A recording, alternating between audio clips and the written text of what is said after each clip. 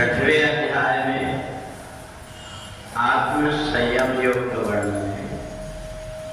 यतो यतो निश्चरति मनः चंचलम स्थिरम ततस्ततो नियम्येतत् आत्मन्येव वशमये। भगवान ने छठवें अध्याय में हम अपने आप को किस प्रकार से अपने संयम में रखें ये बताया। मन ही इंद्रियों को इधर उधर भटकाते रहता है और ये मन, कोई भी व्यक्ति हो, हर व्यक्ति यही शिकायत करता है कि ये मन हमारा एक जगह स्थिर नहीं हो पाता। तो भगवान ने यही बताया कि जब तक ये मन स्थिर नहीं होगा, इंद्रियों को रोक करके नहीं रखेगा, तब तक हम कुछ भी करेंगे तो उससे हमें लाभ नहीं हो पाएगा। हम कहीं बैठे हों परंतु हमारा मन और दूसरी जगह लगा रहता है, तो हमें वहां क्या हो रहा है इसका ध्यान नहीं रहता। थोड़ी देर के बाद ध्यान आता है कि हमें क्या करना चाहिए और हम क्या कर रहे हैं। अब ये समस्या हर व्यक्ति को है, ये हमारा मन एक जगह स्थिर क्यों नहीं होता। और इसलिए परमात्मा की पूजन और माला जप का विधान है कि जितनी देर हम माला करेंगे, भगवान का स्वरूप हमारे सामने हो और हम माला करें और इधर उधर मन जाए, फिर से हम भगवान के रूप को देखने लगे।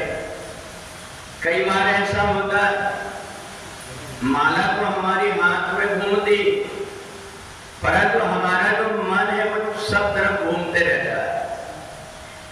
जीभ भी चलती रहती, परंतु ये माला के कारण हम माला तो करने बैठते हैं परंतु परमात्मा का नाम नहीं आ पाता।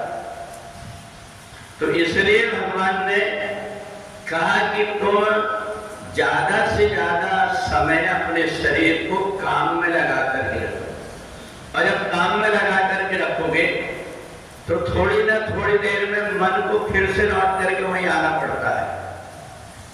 हम अगर संसार के काम को करते हुए मन को अगर हम पीछे छोड़ दें और संसार के काम में अपने मन को लगा लें, तो हमारा ये करते हुए भी कार्य मन वहां पर लगा रहेगा। और इसलिए जितने भी संत हुए, चाहे वो संत रविदास हुए हो, तुकाराम हुए हो, गोरख कुमार हुए हो, मुक्ताबाई हो, ये सब जितने भी संत थे, इन्होंने अपने कर्म को छोड़ा नहीं। उनको पता है कि अगर अपन कर्म छोड़ेंगे तो मन हमें इधर उधर भटकाते रहेगा हवा जैसे, और मन जब इधर उधर भटकाते रहेगा तो हम या तो इधर उधर परेशान होंगे या बेकार में हमारा समय जाएगा। तो इसलिए जब कभी हम कोई काम करते हैं, पढ़ने का काम करते हैं, तो हमें वहां ध्यान देना पड़ता है अक्षरों में।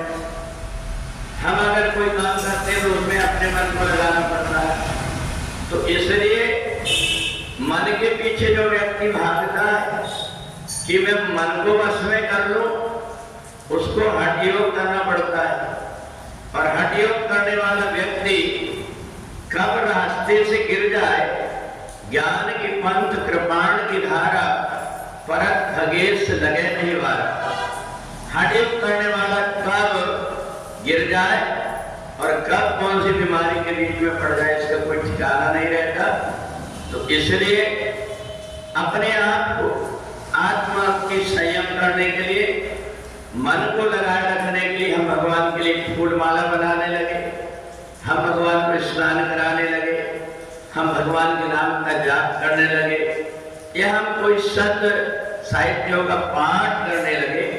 इस प्रकार से अगर हम मन धीरे धीरे लगाने की कोशिश करते हैं तो हमारा ये मन सहज में ही परमात्मा में लग जाता है। और इसलिए भगवान ने आत्मा को संयम करने के लिए मन को कैसे अंकुश लगाए, इसको परमात्मा से जोड़ने के लिए लगाया है। जब हम परमात्मा से जोड़ लेते हैं तो एक घड़ी आधी से भी आध इतनी देर भी अगर हमारा मन एकाग्र हो गया तो हमें अपने उद्देश्य तक, लक्ष्य तक पहुंचने में देर नहीं लगती। इसलिए मन के पीछे ना भाग करके अपने शरीर को परमात्मा की सेवा में जो लगा देता है उसका ये जीवन सार्थक हो जाता है। बोले वृंदावन बिहारी लाल की।